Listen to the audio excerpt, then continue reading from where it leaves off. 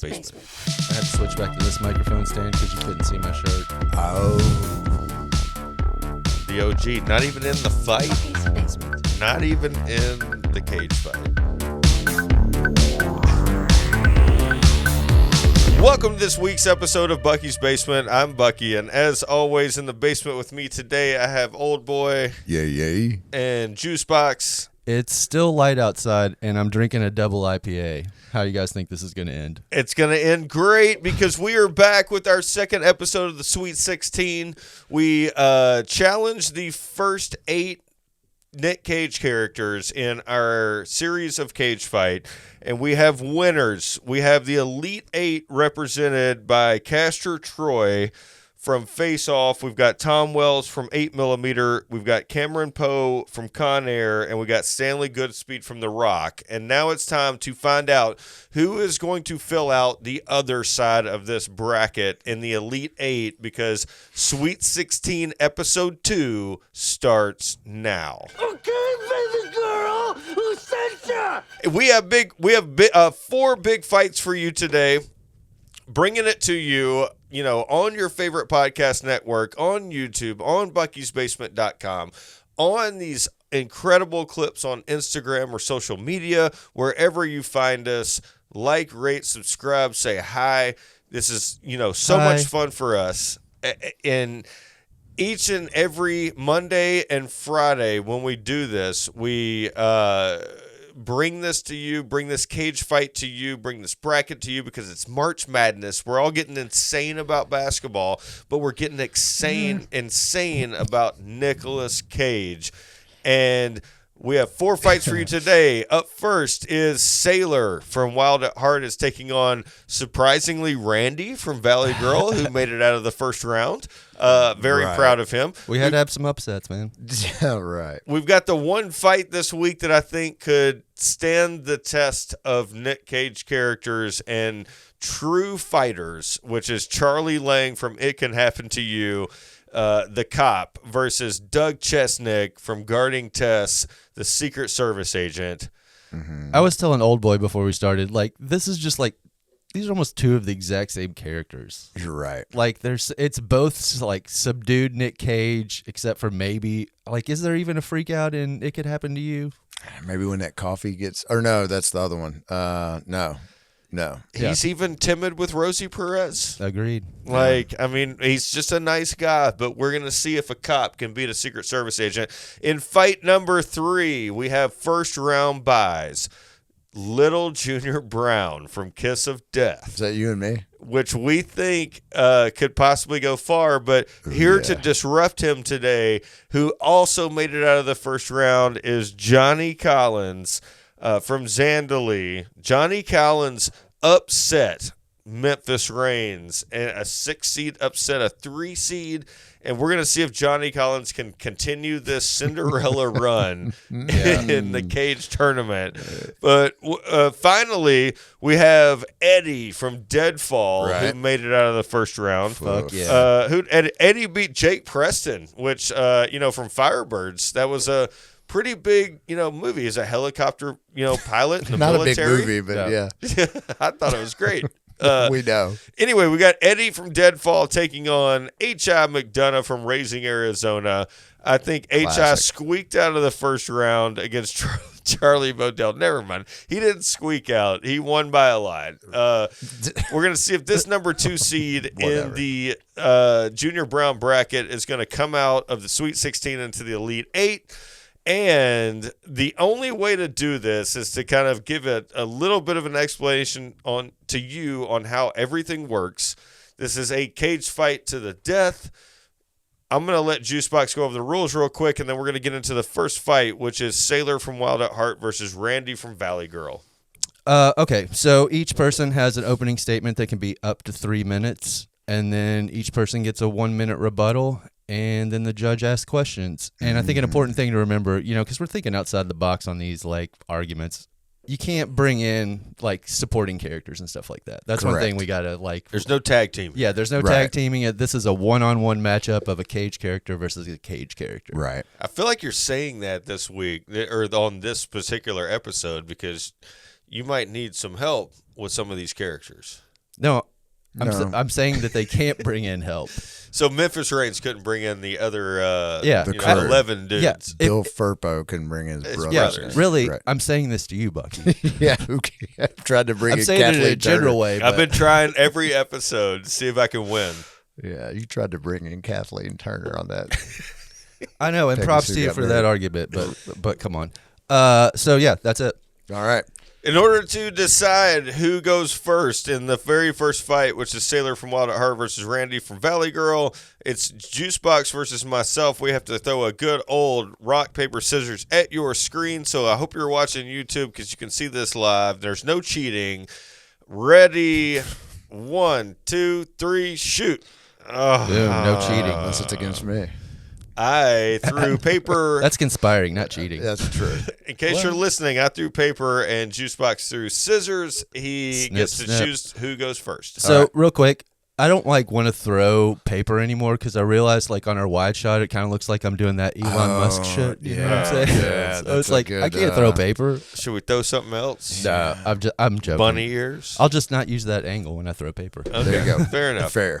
What is this? Randy versus? I'll go first. Say, who are you? I'm Randy. You're Randy. All right. Round 1. All Fight. right. Randy is a young kid. He's got strength, he's got stamina, and he's got a triangle of power on his chest. He's already taken out the literal demon at long legs.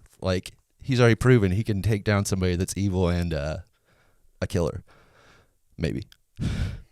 Sailor, on the other hand, smokes 1 million cigarettes a day.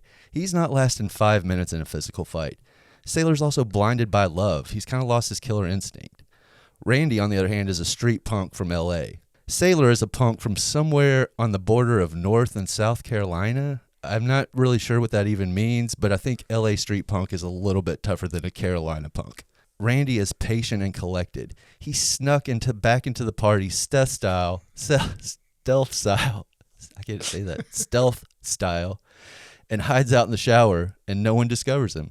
Sailor does beat a man to death, but that man was kind of fat and slow and put up pretty much no fight after he got hit in the first time.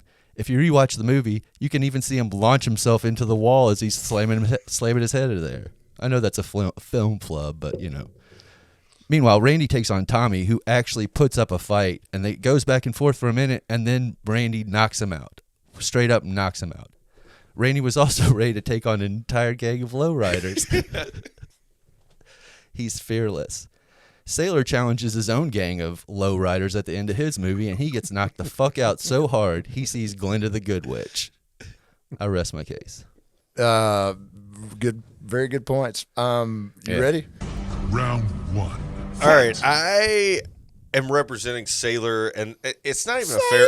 It's not even a fair fight. I mean, I don't know how Randy made it out of the first round. I mean, He's I a guess I street do tough. because I agree with you. He beat Longlegs, which is the worst horror character, the least scariest horror villain I have ever encountered in any movie ever, because I argued the fact that he's a high school kid and he's a punk and that he could probably beat the shit out of Longlegs, right? Yep. All right, so let's talk about Sailor. I just want to focus on two things that got this man a first round bye. The opening scene of the movie is probably one of the best opening scenes of any Cage movie we have ever seen. Any movie. Any movie we have ever seen. Sorry. You're even proving my point here. I'm sorry. Within 3 minutes and 45 seconds, Sailor kills a man with his bare hands by smashing his head into a tile floor. No gun, no knife, his bare hands. Yes, the argument's going to be the man that he killed, a low-level slime ball with a small knife. Keep in mind, it's the first time we are seeing this character in the movie. No name, no backstory, just pure brutality. The second thing I want to focus on is his command in the club, in that club scene. Not only is it mesmerizing as he stops a band mid-heavy metal to perform an Elvis song, which didn't seem to be in their set list, but the way he calmly but intimidatingly confronts the man hitting on Lula. Maybe it's his mysterious aura, his physical condition, or that snakeskin jacket, but I wouldn't personally fuck with that guy. He's hit on by the person hired to kill him, Isabella Rossellini. He's hit on by the mom who's also hiring people to kill him. He has women, or men for that matter, in a trance. During the robbery with Bobby Peru, does he cower to the police? Sure. Is he duped by Bobby Peru because he sees dollar signs? Sure. But he sees an opportunity to stop running and do his time like a man. Now let's switch over to Randy for a second. I've defended Randy. I won a round with Randy. But I want to say that I've seen Randy in a completely different light. Randy's a Hollywood punk. He's a high school kid. How's he going to take on Sailor in that snakeskin jacket? We first meet Randy at a high school party where he gets punked out and thrown out by Tommy and his cronies. And I want to bring up a point that Juicebox argued. He doesn't walk back through the front door. Instead, he sneaks back in and hides in the upstairs bathroom, peeking on women and waiting. A real man Stealth. Time. I'm sorry. You can have an extra 3 seconds if you want. All right. All right. I guess Juicebox will start with the rebuttals if you're ready. Yeah, sure. Finish him. Sailor beats that dude in the club, you're right. But that dude is smaller than him. Sailor is only good at beating up people that are smaller and weaker than him. That's it. And he's like a chronic smoker, so I don't think he's keeping up with Randy. I rest my case. All right. Bucky. Yep. Finish him. I want to bring up a couple of things that you brought up in your opening argument, like the Lowriders gang. Really? The Lowriders gang? That scene was like 30 seconds long and no one even touches anybody. It's not even a gang. It's 4 dudes in a fucking single lowrider that get out. I think it was 3. Randy was drunk and in no state to fight. I say bring alcohol into the mix and Randy's toast. Meanwhile, Sailor can hold his liquor and destroy his opponent. You talk about like no stamina because of cigarettes. Cigarettes are Sailor's fucking power. Like, they are what keeps him motivated and driven. You talk about Carolina backcountry, he's from Carolina and fucking Randy's from Hollywood. I say Carolina is fucking woods, backcountry shit, and Hollywood are a bunch of pussies. Dude, I'm done. That's it. Sailor, are you fucking kidding me? He's gonna punch this high school kid in the fucking gut and then bash his brains in. Time. Or if he doesn't have a shirt on, he sees that triangle of power, though. That's right. All right, I do have some. Robert Downey Jr. I do have some questions. Juicebox. In 80s horror movies, Randy's type would probably get killed by whatever 80s monster slasher, right? Sure. Right. What? Oh, are you? Wait, that was the question? That was my question. Yeah. Oh, would he get killed by that? His type. His type. You already said sure. I thought there was more to the question. I thought he was leading me on to something else. No, this is more about my long legs. He would absolutely kill the bad guy. Kill the killer. He did kill long legs. He's a survivor. He's the end of the movie. Bucky, Sailor has been smoking since age 4. Correct. If I remember that right. That's correct. And he drinks a lot. So in our universe, that means he has weak bones. How does that affect his fight against a street tough? I forgot weak bones. Look, I'm not saying. Well, I mean, I'm listen, not saying. I'm saying smoking and weak bones, man. Yep, I'm against not a high schooler who doesn't drink. Agreed. I'm not saying He doesn't smoke. He does drink. Oh, does he? He gets drunk at that club right before He he gets decides to drunk fight a the couple low times in that movie. I'm not saying that Sailor's going to live forever. I'm saying he is in his prime, and I'm also in my prime. And I'm going to defend this by saying, sure, I might drink a lot. Sure, I might smoke one more cigarette than I should. But I think that I could take on a high school kid right now and beat the shit out of him. And I'm not even a guy who would consider bashing someone's brains in by slamming their head into a tile. I don't consider that. That is hilarious. Yeah. I bet if Randy walked in right now, you'd be singing a different tune. I would stand up and buck. I would chest to chest with Randy. Yeah, right. With He'd that take that shirt nasty off. ass, curly blonde hair. This is tough. This is tough. This is tough. Because I think you gave a great argument. I hate to go Sailor just because he just seems tougher to me than It's Randy. the but snake skin jacket. well, he beats a man to death. He goes to jail for it. But better he also than the gets triangle beat of up power. Too. He gets beat up too. I have to go Sailor just because he's fucking raw. Of but I course. mean, you gave a good argument. I really, I liked it. I mean, honestly, like I was arguing against somebody that's like my favorite character in like one of my top favorite movies of all time. Right, You know, yeah, not just yeah. Nick Cage movies. Like that movie is top 5 for me. Like Yeah, it's good. after watching it at the theater like a couple weeks ago, it just made me think like I could just watch this movie. Like I should watch it once a week. Just, Yeah. man, it is fucking just a masterpiece. Incredible. So I'm All right. trying to argue Randy against the character that I love. You It's know? hard to push it tough. through. It's the same thing when I had. Sorry. It is. So what we're going to do now is we're going to switch to fight number 2, which is the one I'm most excited about because I don't have to argue either side. I get Good. to choose against Charlie Lang from It Could Happen to You and Doug Chesnic from Guarding Tess. In order to do this, I have to become the judge, and And there's wear only this. one way to do that. It's take it off old boy and put it on me. 3, 2, 1. And we are ready for fight number 2. This is Charlie Lang from It Could Happen to You, represented by Old Boy, and Doug Chestnut Represent. from Guarding Tess, represented by Juicebox. In order to get this fight started, we've got to decide who goes first. In order to do that, we throw a good old-fashioned rock, paper, scissors. When you guys are ready at the screen, I'm going to count you down. All right, Rick. Ready? Yeah. 3. Oh, wait a minute. 1, 2, 3. All right. Oh. Old boy Old beat him with boy rock. loves rock, and he has won this tournament many times with rock. We both but- went scissors first time though. Let's see here. Who do I want? What do I want to do here? I'm gonna go second. Okay. Round 1. Fight! All right. I got Doug Chesnick. He is a national hero. He's already saved the first lady. He rescued her. And he's got more advanced training than Charlie. To become a Secret Service agent, you have to have a bachelor's degree, 1 year graduate level education, at least 1 year of specialized experience in investigative methods, protective methods, law enforcement techniques, and other things that successfully help you complete the duty. Wow. Yeah. So on the other hand, it takes about 22 weeks to become a police officer. It takes longer to become a barber. It takes longer to become a cosmetologist, which is what Charlie Lang's wife was. So Charlie Lang's wife has more training than he does.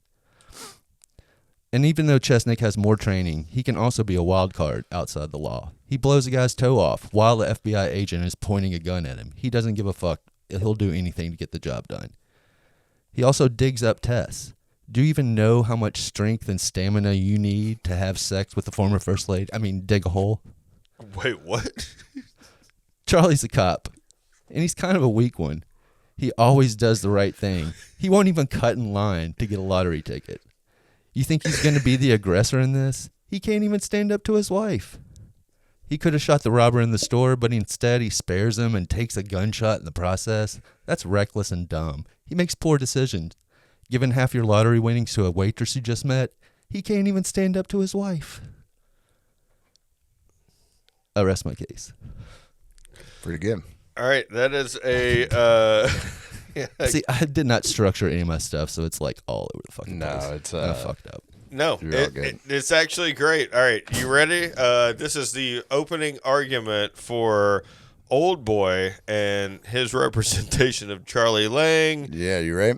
Round 1. Fight! All right, Charlie Lang. My boy is 10 times more aware than Doug Chesnick. My boy actually prevents crimes from happening, saving the day more than once. Chesnick's too busy chasing Gray Tail that he fails at his own priority, guarding Tess. The movie should have been called Losing Tess. Something we learn is a bit of a theme and happens often enough that it's a joke with the local podunk police. To quote Wikipedia, Doug Chesnick is less as a security officer and more as a domestic servant to Tess. And yeah, Doug shoots a dude's toe off in front of the FBI. Can you imagine how fucking embarrassing the whole situation is? The guy who plotted the kidnapping of the whole asset you're responsible for is the dimwit chauffeur who is a clear doofus. You're standing there with a head FBI agent, and the chauffeur knows you can't do shit, and this is a serious act of desperation. The desperation, though, is coming from the embarrassment of his complete inadequacy as a Secret Service agent. He's a buffoon. It's not to save Tess, it's to show that he can fix the situation that he created, his failure. Meanwhile, Charlie Lang wins the lottery, but continues his job as a patrolman and thwarts a robbery. He didn't have to go back to work, but his strong sense of duty paved his way. Doug Chesnic could learn a few things from Charlie Lang. 1, how to stay focused. 2, how to prevent bad guys from committing crimes in your backyard. And 3, how to talk to the woman you're interested in. My main argument is competence. That took me a second. Sorry, do I have time? Yes, you got a whole minute, buddy. My main argument is competence. Doug Chesnic lacks it, and Charlie Lang has it, and that matters in a fight, especially a death match. And that's it. All right, that was great. Filled with some Easter eggs and hidden gems there that we're gonna probably unpack in the next 2 minutes of this podcast. But before that, we have to do our 1 minute rebuttals. Juicebox is up first with his rebuttal. Finish him. The only rebuttal I have is when Charlie Lang is on a date with the waitress. He's riding rollerblades and can't even do that and crashes into the pond. He is wildly uncoordinated. He will be taken out by Secret Service agents. My rebuttal to that is when Charlie Lang gets snuck up by that 70-year-old woman he's chasing. It spills hot coffee on himself. You mean Doug Chesnic? Doug Chesnic, sorry. And that's it? He got snuck up Yeah, on, man. the lady that he's protecting. He snuck up on him, scared him. He spilled hot coffee on himself. Mm-hmm. It's like, dude, he's not focused. He can't. Don't have a rebuttal of that. All right. It's tough. All right, that's it. We have made our arguments. It's time for the judge, which is me today, to ask a few questions. I just want to clarify some things. I want to make sure that I think this is a close, fight so far. Right. But we're going to find some things out. Juicebox. Mm-hmm. Is Doug Chesnic in love with the person he's supposed to be protecting? I mean, maybe in some deep way that he doesn't realize until possibly later in the movie, according to Old Boy. Okay. Does shooting the toe off of the dimwit chauffeur really, help his case in this situation? And I guess there's a second part to that, because we are unpacking a few things about guarding Tess and Doug Chesnick's downfalls, right? Mm-hmm. He lets Tess gets kidnapped. He does have to find Tess and dig her out. Which takes strength. Yep. And he is smart. You're right. It takes strength. But he also lost her, and then, as Old Boy brings up, is not the best at stakeouts. So he has all that training, but... Yeah. Is stakeouts his job? I feel like he's more a protector. He's not a figuring shit out type of guy. He's, protecting, right? Okay. But I think it's probably being alert to make sure no one's sneaking in or trying to kill your person. What was the question? that suffices as the answer. All right. Old Boy, I do have to ask, Charlie Lang wins the lottery. You mentioned that, right? Right. So he gets all this money. Mm-hmm. Do you think that he spends any of this money preparing for the fight against Doug Chesnic, or he continues to do the good thing and the moral route? No, he's spending the money on the fight after Doug Chesnic. Who's the fight after Doug Chesnic? Don't know yet. You don't? Okay. I don't. Is that your cocky? Is that Charlie Lang's cockiness? Well, no, because that's his preparedness. As Juicebox brings up, that's his preparedness. He can't even take on Rosie Perez. What do you mean? He escaped Rosie Perez. You think that if he wins this fight, that he didn't stand up to Rosie Perez for 20 years or whatever? Yeah, well, he gave her. He's free of her. You think he deserves to take on Sailor when he can't even take on? Do you think Doug Chesnic does? Who got snuck up on by an 80-year-old woman? I think he's a Secret Service agent versus a low-level street cop. I'd be surprised if he kept his job after this, but after that fiasco. But yeah, Okay. Charlie Lang advances. All right. I have made my decision. All right. And this week, in this incredibly even fight between these two people who are, overwhelmed with morality, they want to do the right thing, but one has probably more skills training than the other in an actual fight. Doug Chesnic wins, moves Wow. on to the Elite Eight. Okay. I did not anticipate that. As I was looking up Doug Chesnic and trying to write an argument for him, I was like, this guy fucking sucks. Like, I was light on stuff to let him win because it's like, besides for the argument of like police have less training than a Secret Service agent or Right. less requirements or whatever, like to become one, like I didn't really have much. No. Like Doug Chesnic is worthless, man. He's like a terrible Secret Service agent, and I argued against him in the first round.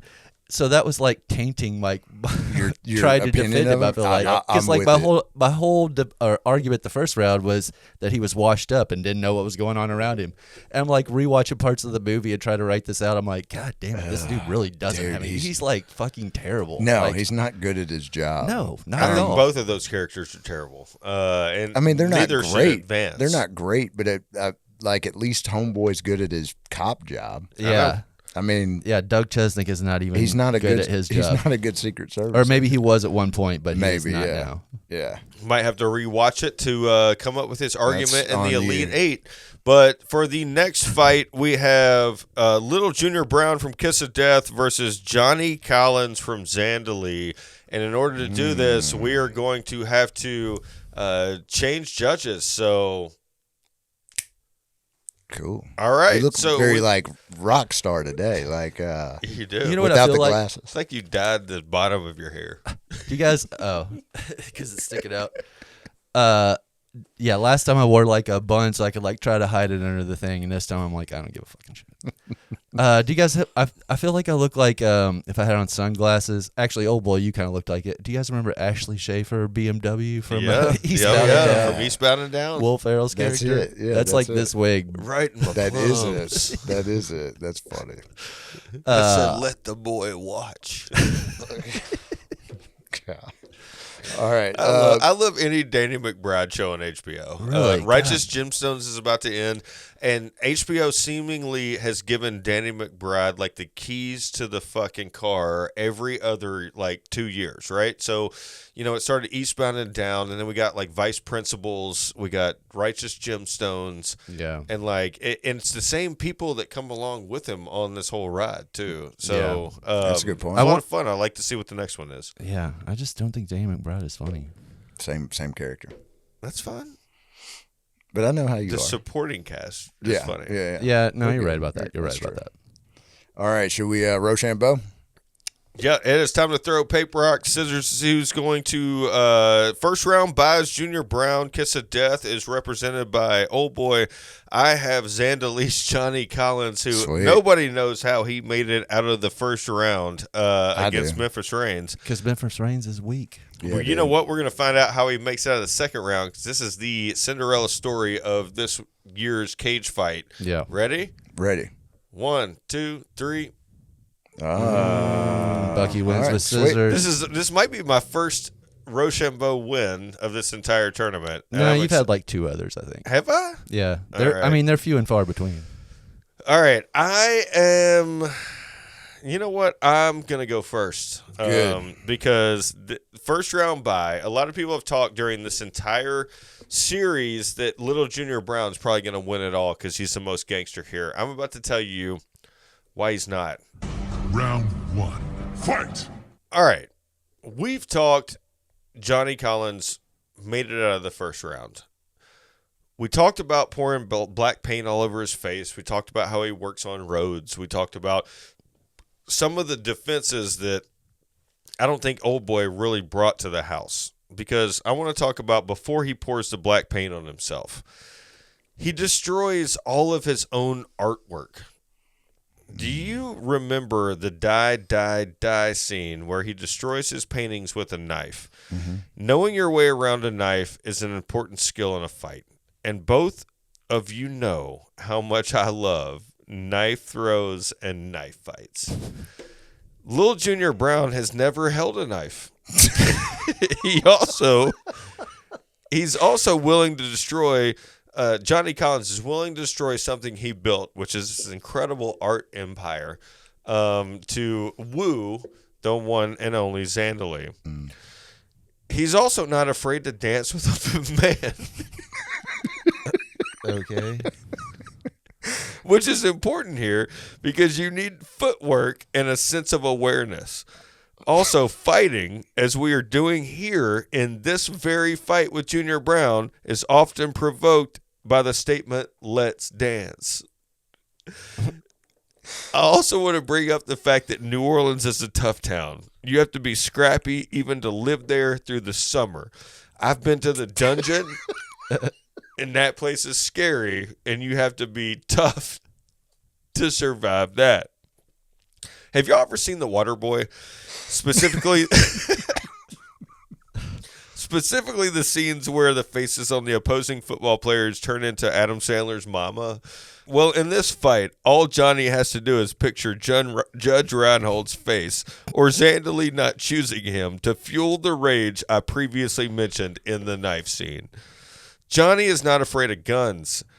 He held a serious composure when Judge Reinhold pulled a gun on him and Zandalee on that beach. He held composure when he was bitten in the fucking neck by Judge Reinhold. He obviously can take some shots and fight back. Lil Junior Brown, I mean, come on. I've got 4 main arguments for Lil Junior Brown. Cool. He's from 1995's Kiss of Death, which is one of the worst movies I've ever seen. He sides along David Caruso. And we've honestly, like, I've defended David Caruso, but I've gone back and watched CSI stuff. He's not that great, man. He's kind of a weak, like, main character. Junior Brown has asthma. Done. Oh my God! Wow, I should have made notes. You went in so many directions. Yeah, I applaud you. That He was dances good. with a man. Wow. Okay, let me compose myself here. Please do. Round 1. Fight! All right, little Junior Brown has a code. A part of that code is you do not disrespect women. We see him jump on Ronnie for disrespecting Caruso's girl. We see him humiliate a man for disrespecting one of the strippers. You think for a second he's going to put up with Johnny Collins' shit and the way he treats Zandalee? Sure, most of it was consensual, but not that church confessional shit. Junior Brown is no nonsense. He's already in charge of a criminal empire. He's already capable of extreme violence. Upon first meeting Caruso, he grabs Ronnie by the throat, tosses a grown man out of a semi like he was a bag of chips. He shoots an undercover cop in the face. He beats Ronnie to death. He nearly beats Caruso to death, but unfortunately got swarmed by the police. We talk gangster. Junior Brown is gangster. He's been to prison. He's no bullshit. He's a murderer, a plotter. He's full Grand Theft Auto, deals drugs. He's a kingpin. Johnny Collins would disappear and get buried in a road project, never to be dug up. Junior Brown would show up to Johnny's studio apartment, black out the windows, ready to deliver a deadly beatdown. Johnny is a self-motivated sleazeball, but he can't outmaneuver Junior Brown, no matter how you cut it. Johnny will get grabbed by the throat, slammed on his head, all to the background music of some Cypress Hill. House of Pain. Oh, it's House of Pain. Fuck. Here's my main argument against Johnny. You know who Johnny's like? He's like Ronnie in Kiss of Death. 2-bit, makes moves on his best friend / cousin's girl, and then is only out for himself. And we know how Lil Junior Brown dealt with Ronnie. How do you think he's going to deal with Johnny? Johnny's going to get made. Johnny can't outfight him, can't outgun him, can't outrun him. Lil Junior Brown advances. The asthma thing's a gimmick. It's like Michael's bum leg in Red Rock West. It played no part, really. Rest. All right. Finish him! I mean, you bring up a good point. You said the quote, Johnny's gonna get made. Yeah, he's gonna get made over Lil Junior Brown, and here's why. Because Lil Junior Brown wants everything. Look, he has asthma, inhaler and he has respiratory disease. He has difficulty breathing, wheezing, breathing through the mouth, fast breathing, frequent respiratory infections, rapid breathing, and shortness of breath at night. How many times you can say rapid? Also respiratory common, chest pressure, flare, anxiety, early awakening, fast heart rate, or throat irritation. Johnny would wrestle away fucking Lil Junior Brown's inhaler, and Junior is fucking done. His crew. Junior is rarely seen without his crew. You can be big and bad when you have fucking 5 henchmen standing behind you, but what if you were alone? His father's attention. Here's another reason. He has daddy issues, which leads to challenges in a relationship, self-esteem issues, and emotional intimacy. He's done. And he fucking hates metal. I've got so much more. You always I gotta say that. add this into the fucking right. main thing. You always say that, and I think it's a gimmick. The asthma never stopped him at all. He never stopped, and he'll never stop. He'll never stop chasing fucking Caruso. He's unstoppable. You're not gonna stop him. Is That's that it, man. Can I get the rest of your time? No. Like, Johnny Collins? Unstoppable. Johnny Collins is like nothing. We're talking about a fight to the death. You think Junior Brown is going to take any Johnny Collins' shit? He's going to get his head ripped off. Literally. Like, the guy will snap his jaw off. He would beat him to death. Okay. There's just no doubt about it. Anyway, that's all I got. You know, that's all you got? All right. All right. I guess I got a couple quick questions. Bucky, how did you say dancing with the man helps Johnny? It helps your footwork and your stamina and like any crazy situations that you would be in. And he would also reach in his pocket and pull out a handful of aluminum foil and shove it straight in Junior Brown's mouth. Okay. And how footwork. does living in New Orleans help him? It's so hot. I have explained this. I know, but you said the summer it's hot. No, it is a gauntlet of going through heat, which drives a man insane and crazy. And if fucking Junior Brown came up, he would knock his ass out. Okay. You also said Johnny imagined Judge Reinhold's head on other people's body, which is just fucking creepy. The water boy. I can't get down with that. Also, I don't feel like he gave a shit about Judge Reinhold. He didn't he wasn't use him as a motivator, really. He wasn't a motivator. I will he cucked him immediately. No, I agree with you. He doesn't use him as a motivator. But I want to talk about how the fact that no, stop. Okay, over to old boy. You said that Junior Brown is a woman defender, which I respect, but how does that help him in this fight? Because Johnny is such a woman offender. Okay, gotcha. And so he would need to see. Ronnie. So he would need to see him offending women to get motivated to. I don't think he needs much motivation for violence, but I think if he saw any of that Zandalee shit, he'd have fucking had Johnny strung up. All right, except Ronnie, because Ronnie's weak. So Ronnie and Johnny are the same person. Okay, so.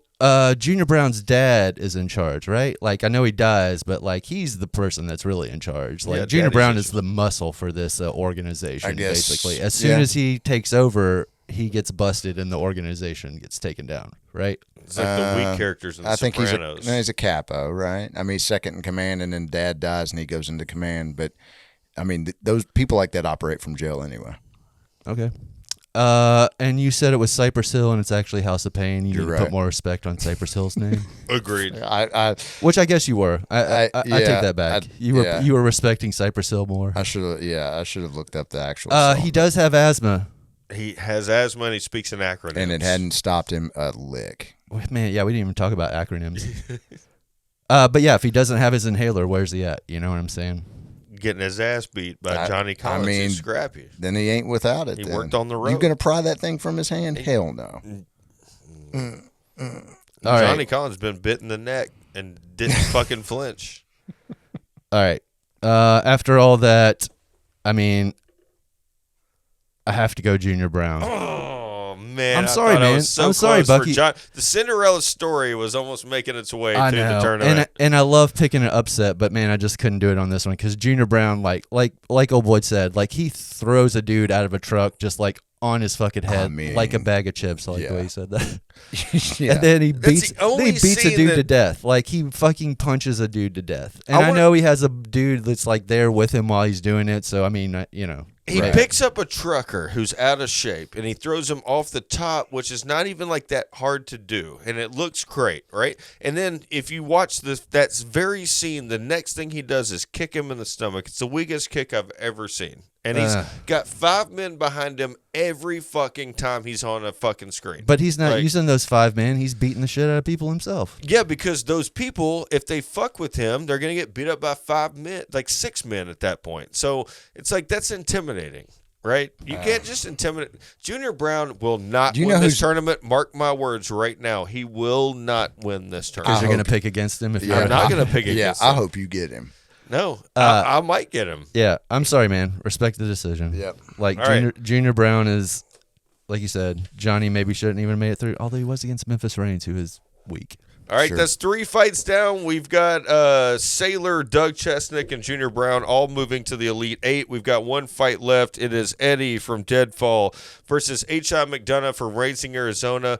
The only way to do this final fight is to find out who the judge is, and what we're going to do is all 3 snap our hands or snap our fingers to find out. I'm still the judge. I was going to surprise the audience. They don't need to know. All right, fair enough. I'm still the judge, audience. I still have to wear this uncomfortable, stupid-looking wig. Speaking of that, you can see that wig on YouTube because these episodes are more incredible on that platform than they are where you're listening right now. Good, dude. Which I just want to say, I feel like more people have been watching us on YouTube, so shout out to those people. Yeah, Leave comments. We'll interact with you as long as it's not Jack White. Anyway, we've got 1 more fight to go.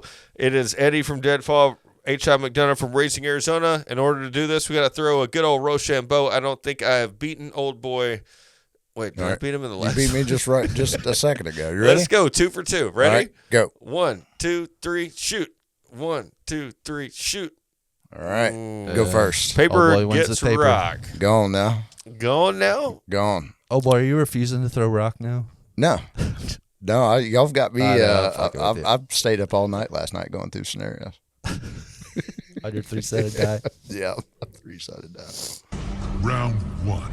Fight! All right, this week I'm representing H.I. McDunnah from the second favorite movie of Nick Cage's first 28 that we have watched, Raising Arizona from 1986.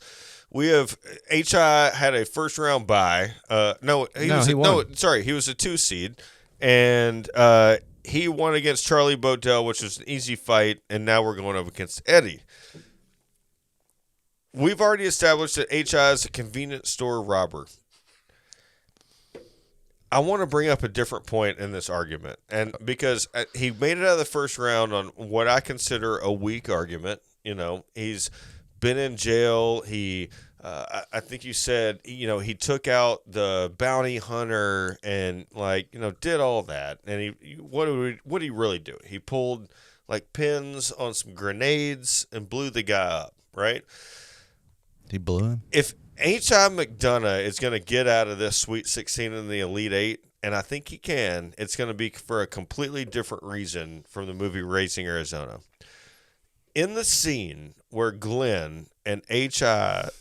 talk about wife swapping and they're walking in the desert, right. I've never seen more rage in a person in my life. And you're talking about H.I. McDunnah just knocking fucking Glenn on his back, not completely out, but on his back in a fit of rage, just thinking about wife swapping with Frances McDormand, because I wouldn't want to do that either. I think my wife is cute enough in this situation. You better say all situations, bro. In all situations, to not trade with Frances McDormand. I also want to bring up the fact that H.I. does the bidding of his wife. Holly Hunter is intimidating, and she is scary. And he is like the henchman that we talk about in this tournament so much that H.I. is willing to do anything for his wife. He also killed the most threatening-looking bounty hunter I've probably ever seen in a movie. I mean, this guy was scary, shooting lizards off rocks, causing, like, road fires, like, intimidating, Nathan, Arizona, like the guy with power like that. This guy is incredible. He knows also, H.I. McDunnah knows his way around a wooden board. If that was in the room in any possibility, he could pick that up and knock out Eddie from Deadfall. He's not so great with a gun, but he has survived prison 9 times, and that has to speak for something. He's skinny, but he has an insane right Time. hook. Round 1. Fight! All right, I got Eddie. Eddie, we've established he's a mysterious cat, right? My boy. He's manic. He's homicidal. He has a weird smile and calls people friend who are certainly not his friend. He dresses eccentric. He has a weird voice. He tells bad jokes and does funny accents. I bet Eddie isn't even his real name. What do y'all think? No. He's a clown. Maybe even, could Eddie be the clown prince of crime? Follow me on this. If Tom Wells is an alternate Batman, I'm a firm believer Eddie's an alternate Joker, an even better Joker than Joaquin Phoenix or Jared Leto. Is Deadfall a Joker origin story? I'm starting to think so. Right off the bat, his first line in the movie is pick a card. Take a wild guess what card that is. I'm asking you. Joker. That's right. Later, we find out they're all Jokers. That's the joke. Joker's wild. The Sam Peckinpah joke, the Joker would have loved that fucking joke. A real D-slapper. Wearing a tuxedo to a dive bar to pull off a trinket grift, hilarious. And a face dive into a deep fryer is cooler than an acid bath. Deep fried Eddie, hysterical. In a movie filled with fake deaths, I have no doubt Eddie faked that shit too. I now believe he's behind the whole plot of Deadfall and did it just for the giggles. And he's probably the only one who gets the joke because it is a joke. And the Joker's superpower is super sanity. Knives, guns, crowbars, all check.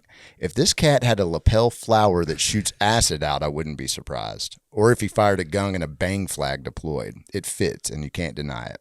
We're dealing with one of the top villains of all time. There's no playbook for people like Eddie. He's one of those folks that causes traffic jams just to get rises out of people. Someone who burns down the whole town just for the LOLs. And he's in a death match with Wile E. Coyote. H.I. stands no chance. H.I. got by strictly on dumb luck. He wants to drink a beer on his recliner, not fight a supervillain. He wouldn't risk his family like that. He would skedaddle out of town, and I do mean skedaddle because he's a cartoon character. He got lucky with the bounty hunter, but we're talking about a villain that is remorseless, has zero empathy in a tournament where empathy is a weakness. And H.I.'s loaded with that. Eddie would probably strangle High with that panty he had on his head. It would be a very sad and tragic death, but inevitable. Eddie advances.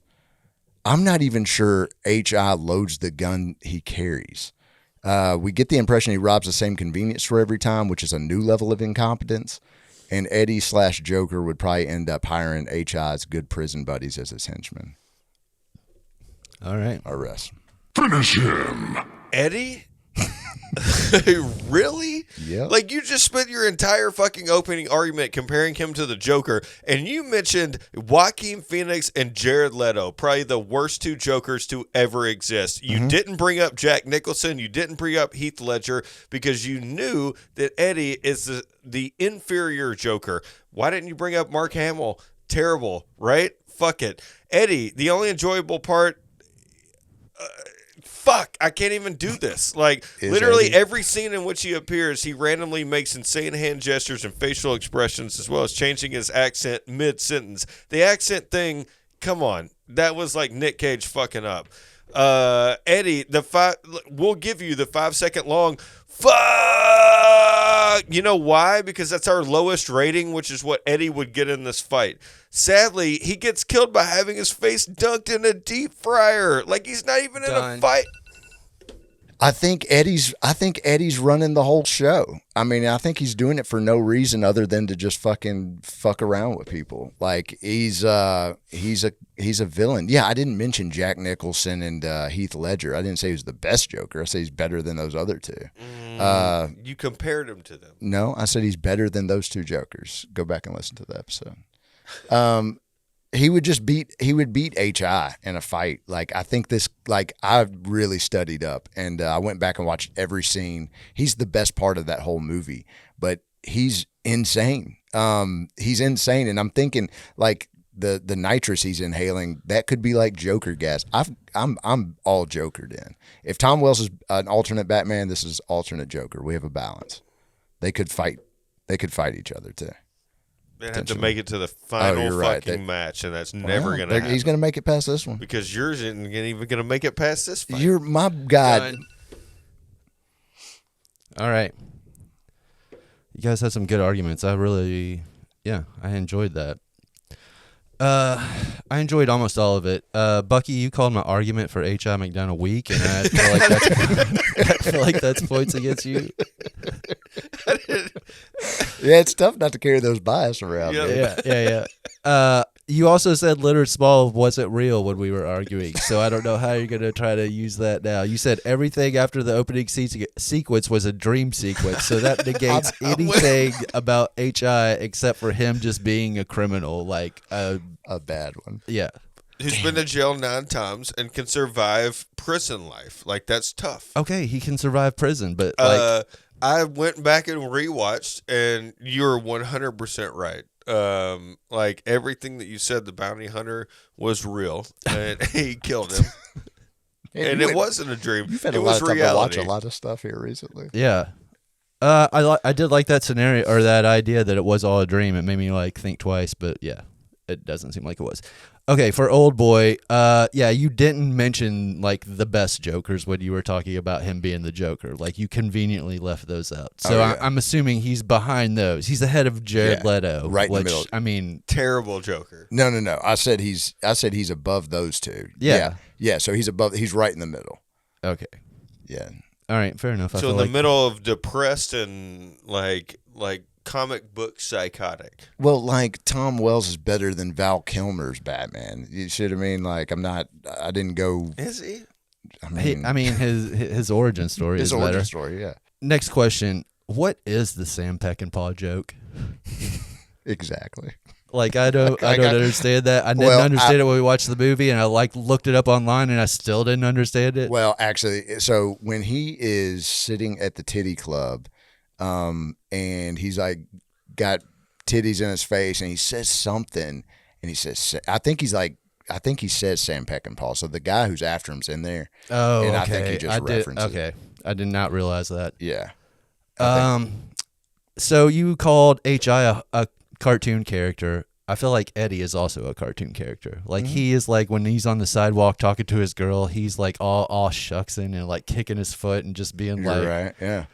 So I don't know, like how seriously you know. Yeah, mine's just a homicidal cartoon character. All right. It's always fun when you get the least amount of the questions.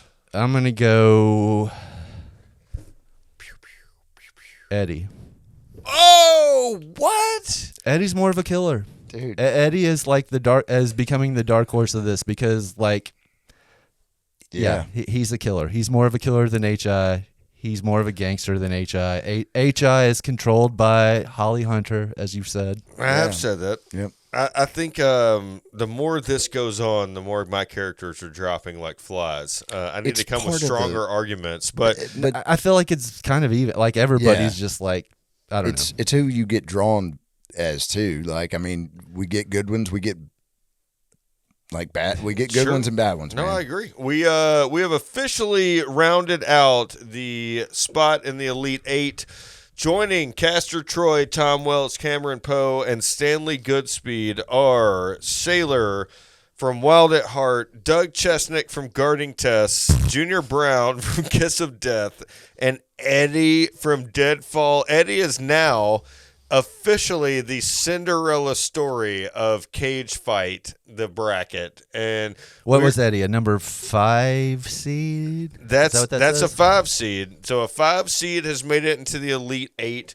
We have a number 1 seed. We have, let's see, Doug Chesnic was a 2 seed. So we have a 1, a 2, a 1, a 5, a 1, a 2, and a 1 and a 2. So Eddie is without a doubt the Cinderella story of Cage Fight 2025, brought to you by Bucky's Basement. We enjoy doing this. We do it every Monday. He might take out Junior Brown. He might. We're gonna see. We're gonna He see might how be the more gangster than Junior Brown. Yeah. we're gonna see how the cookies crumble because we have the Elite 8 coming to you in only a few days. We do this every Monday and Friday. Bucky'sBasement.com, at Bucky's Basement, wherever you can find us. We're so excited to get these first 28 out of the way, and then we're going to get back into our series Casting Cage, where we review Nick Cage movies in chronological order. We're going to get through the next 28 Nick Cages, and we're going to put them in a tournament next year, and you guys are going to be so excited. But anyway, find us wherever you can, and if you can't, Tell your mama and them. Cage fight. Cage fight. Come on. Cage fight. Cage fight. I'm the best.